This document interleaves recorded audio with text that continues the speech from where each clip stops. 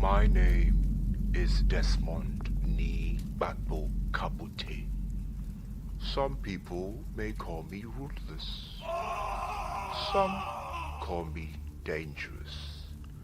Others whisper my name only when they are sure I cannot hear them. I own factories.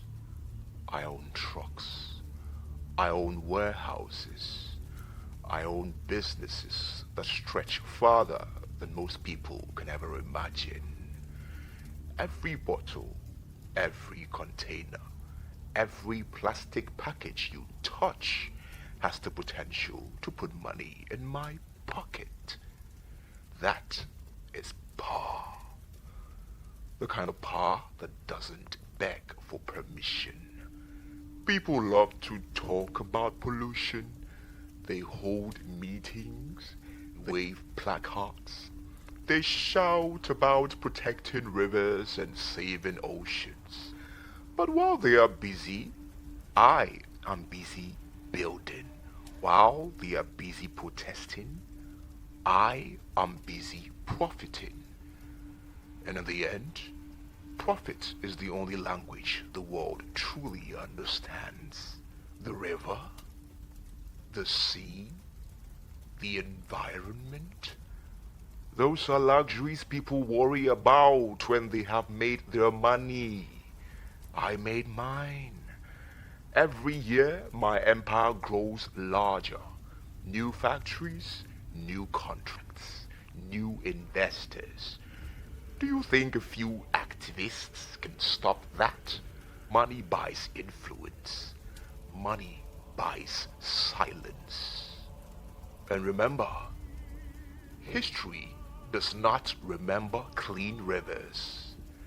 History remembers powerful men. And in this game, the winner writes the rules.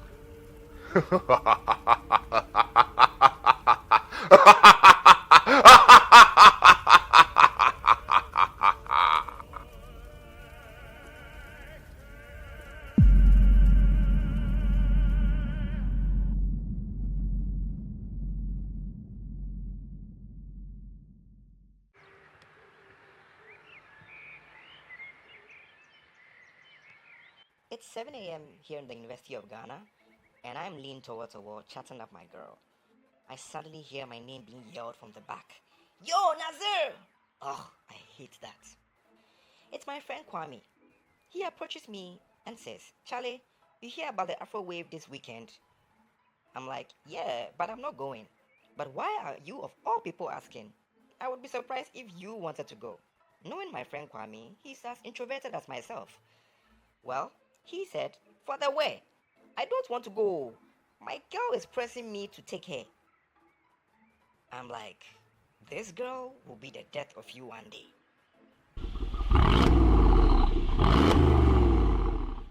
The Ogboro has arrived. It's our friend Brian and his rich dad. He steps out of the car. As he walks towards us, his dad, Mr. Kabutey, goes, Don't slouch your back. Remember, you are a Kabutey. I'm sure in Brian's mind he was saying, Jesus, I can't stand this man. So, who here understands what we mean by political propagation? One Mr. Know-it-all from the class raises his hand. Political propagation is the deliberate spread of information or ideas to influence public opinion and support a particular political agenda or cause.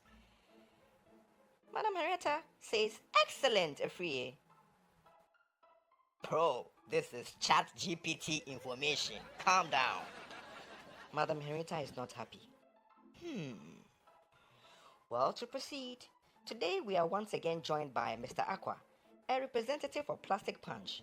He's here to elucidate us on the spiral effect of plastic pollution in our water bodies. Let's welcome him. Mr. Aqua joins us and says, Class, marine litter is not only affecting the ocean and biodiversity, but threatening livelihoods in Ghana as well. When plastics enter our waters, they travel from places like Kole Lagoon and Odo River straight into the sea. These plastics choke marine life, destroy fisheries, and eventually return to us through the fish we eat. In coastal communities like Jamestown, polluted beaches affect tourism and livelihoods. Flooding in the cities such as Accra is worsened because plastic waste blocks our drains. So when you drop a sachet water rubber carelessly, remember you are not throwing it away, you are sending it on a journey that comes back to harm us all. After the class, Brian is concerned. He approaches Mr. Aqua. Hello, sir.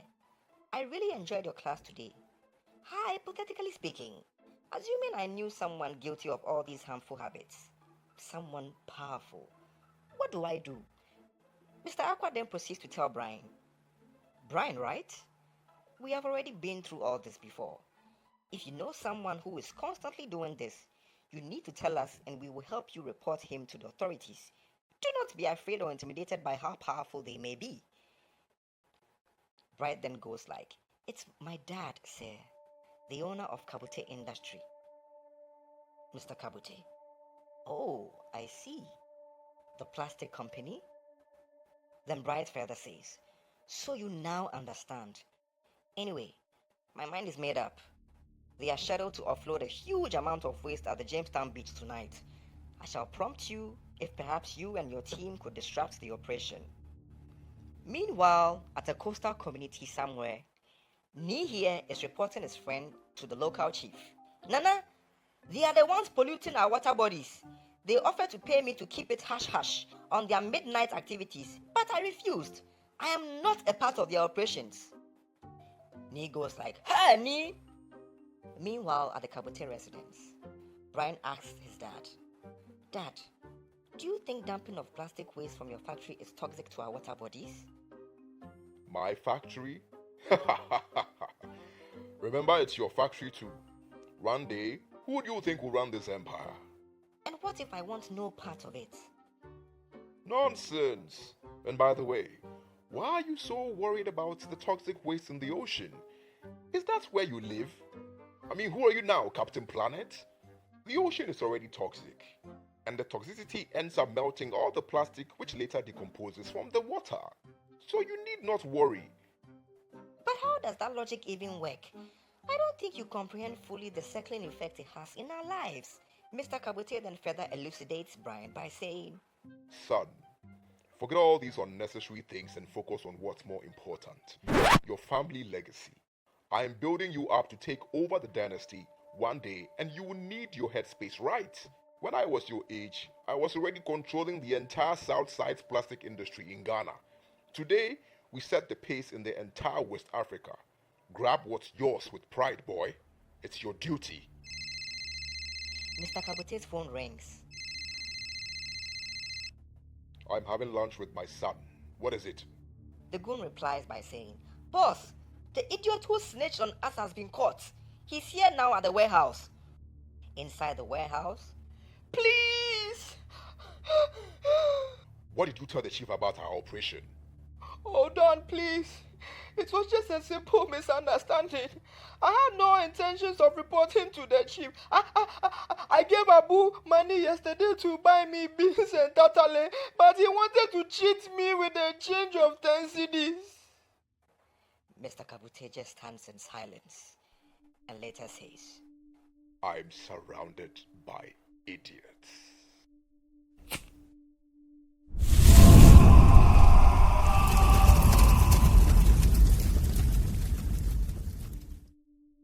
In a few minutes, the police surrounded Mr. Kabutey's warehouse. The police took the megaphone and announced, Come out with your hands up. We have you surrounded with armed officers. Simply comply and come out now. Never! Brian then steps in and tries to calm matters by letting his dad know. Dad, they don't want to harm you. Trust me. Mr. Kabutey, upon realizing the threat he and his goons faced, pulled out a gun and tried to fire the officers. Unfortunately, he was shot down. Brian was devastated. Oh no. Well, all this could have been avoided. Remember, every plastic bottle, bag, chemical, and piece of rubbish dumped into rivers does not simply disappear. Over time, these wastes break down and release dangerous substances into the water. fish and other aquatic animals absorb these toxins, and when humans consume contaminated water or seafood, the pollution enters our bodies. Dirty water can spread diseases such as cholera, typhoid, and severe skin infections. Toxic chemicals poured into rivers can also damage the liver, kidneys, and other vital organs. What begins as careless dumping today can become sickness, hunger, or even death tomorrow. So there you have it. One man's greed poisoned an entire community. Plastic waste dumped into rivers and oceans does not just make the water dirty, it destroys aquatic life, blocks waterways, spreads diseases, and contaminates the water people depend on to live. When leaders stay silent and communities look away, pollution grows stronger. But when people speak up and protect their environment, change becomes possible. Our water bodies are not dumping grounds, they are sources of life. Protect the water, and you will protect the future. My name is Nazir, and I'm out. Peace.